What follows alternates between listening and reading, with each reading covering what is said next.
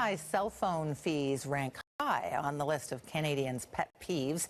Consumer advocates fear those prices could head even higher if telecom startups Wind, Mobilicity and Public Mobile are bought up by larger players. Steve Anderson is the executive director for OpenMedia, a not-for-profit advocate for increased competition in the sector. So, Steve Anderson, we've seen this report today that cell phone bills went up 13% in a year. That's 13 times what inflation is running. Why would that be the case? Are we using more from the cell phones? What's the explanation? Well, I think everyone's using more, but the fact is that Canadians pay some of the highest prices for some of the worst service in the industrialized world. And I think the reason for that is we have 94% of the market controlled by just 3 companies. And that's because the government's really coddled these big telecom companies, and that's why you only see them competing in Canada and not going abroad, is because they're really protected. And a really good case in point of that actually is Rogers has has a plan to get access to wireless assets that were set aside for wireless startups, and the government won't even enforce their own rules to make sure that they don't do that. So that's a really good example, and I think that's why we have this problem, is the government won't enforce its own rules. I'm just wondering if we haven't scared away capital. To set up a telco company is a huge capital expenditure program if you're going to build your own towers and infrastructure. I recall last year we had a bit of a, I'd call it chaos, when one government agency overruled another in the case of wind. I was just thinking, if I were anybody anywhere in the world and watched how Canadians treat startups, I wouldn't put a dime here. Is that part of our problem? Definitely. I mean, the government's policy has been really incoherent. And so you had the industry minister going to Europe recently asking foreign investors to invest in Canada, and of course none of them are. And it's because why would you, when you have a government that refuses to uphold the rules for tower sharing, for access to the infrastructure that they need to deliver service? And so it's that kind of incoherence that I think is really a huge part of the problem.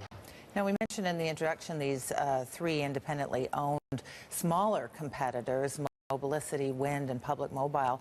They are all looking to be bought, seemingly not enjoying the competitive framework here in Canada. What do you think needs to happen here?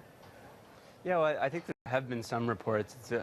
I'm not sure if they want to be bought or if there's just reports suggesting that. Certainly there are some people who are interested in that. But I think that, we had the reason we have those independent operators, those new startups, is because the industry minister at the time, several years ago, Tony Clement, really listened to Canadians and put a bold plan forward to enable independent, affordable options for Canadians. And what we have now is the industry minister, Parody, seems to be asleep at the wheel. I'm not sure why Harper put him in there, because I don't think he actually understands what he's doing. And he seems kind of like a lame duck industry minister. So I think what we need is for the government to simply enforce the rules they have on the book, and then we also need decision makers at the CRTC to make sure that their rules enabling affordable independent options are put in place, so that Canadians, so that the transaction costs to switch to a competitor are lower, and those companies are thus able to compete. I certainly concur with you. The pricing's ridiculous. I have on the desk here one of the large companies, I won't say which one, and I also have a Verizon phone out of the U.S. that roams in Canada at 66% less the price. So I rarely make any phone calls on the Canadian operator, always using my North American roaming plan. I mean, what do you suggest we do to solve this problem? There's the difference. 66% cheaper for me to use an American phone in Canada. Isn't that a big problem? Oh, it's a huge problem. It's ridiculous. And I mean, Canadians are literally paying the costs in our pocketbooks, and Canadian businesses as well. I run a small organization, and we have huge headaches dealing with the telecom bills we have to pay.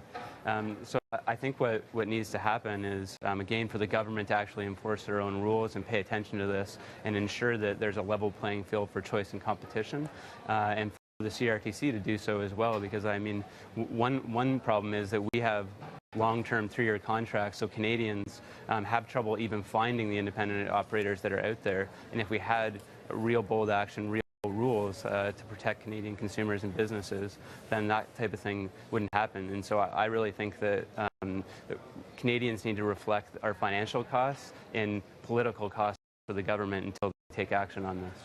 All right, Steve Anderson, thanks so much for being with us. Thanks for having me.